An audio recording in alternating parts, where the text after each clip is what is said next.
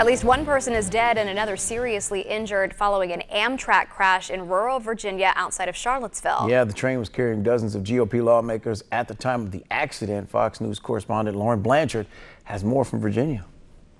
A chaotic scene after an Amtrak train transporting Republican lawmakers to a policy retreat in West Virginia crashed. Passengers reporting they felt a tremendous jolt.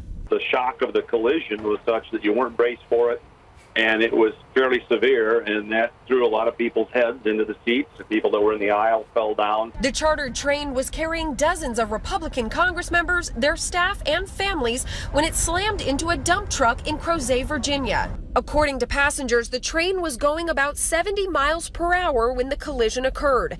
Capitol and GOP doctors and nurses sprang into action, attending to the injured, including the 3 people who were inside the severed dump truck. They performed CPR on one person for several minutes before he died from his injuries. Another was in critical condition and taken to the hospital, and the third was able to walk to an ambulance. Once the train finally came to a stop, you could look out the window in the car I'm in and see the overturned truck. It was a mess.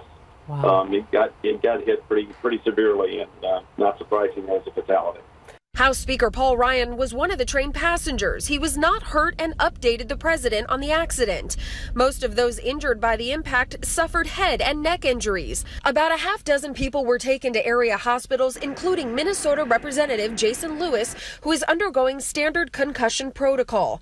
The train has returned to Charlottesville, and the lawmakers are being taken to the retreat on buses. Congressional leadership has decided to proceed with the retreat. It will go on with an adjusted program, including a moment of prayer for those involved in the crash.